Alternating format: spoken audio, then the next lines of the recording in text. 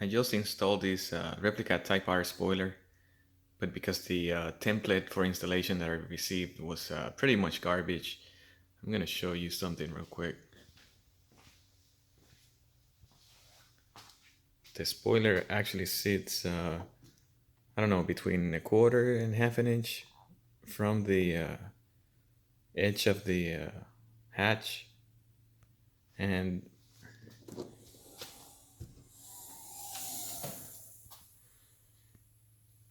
you're gonna go by these two holes here to insert the screws that hold the spoiler. Because I had a terrible template, I had to drill through there, but depending on the angle, it's gonna be off. So I'm gonna try to develop a better template, and hopefully that will help some other guys that will have the same issue. And here's the plastic cover that attaches to the top. I can walk you through the removal once I have it back up. But anyways, I just wanted to show you that. I'm gonna see if I can create a better template for installation, and I may show you something later. Also, if you drop a screw through here, don't worry, you just have to remove this from here and the screw will be sitting somewhere in there. So it's kind of easy to access. So something else that I bought was this rubber kind of like O-ring thing to help prevent water getting inside the car. I'm going to seal it from the other end once I'm done.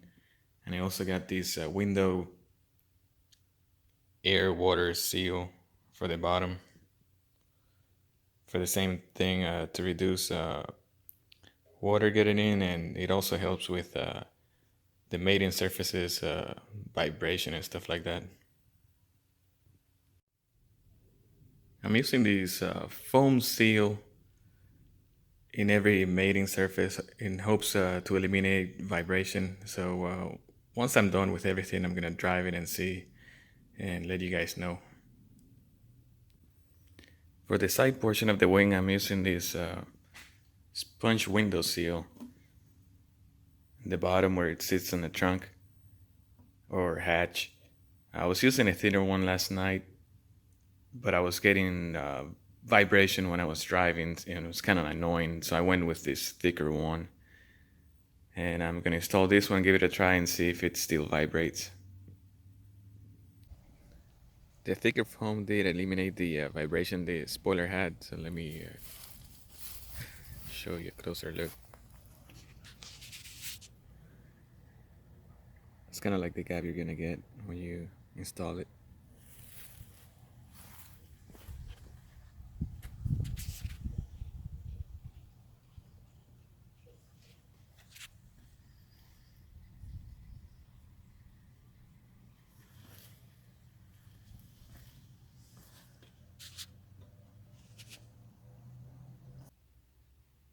Before you remove this cover,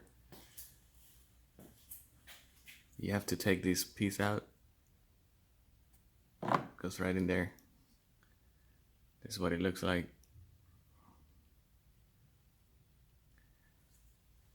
Then you have to remove the plastic cover that goes there.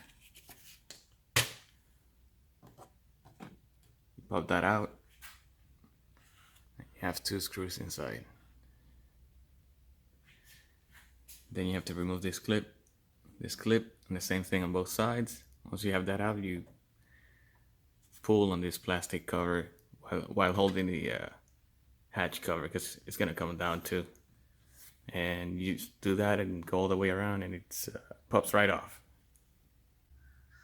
I want to show you the hatchback's internal cover. That way, when you remove it, you know what to expect.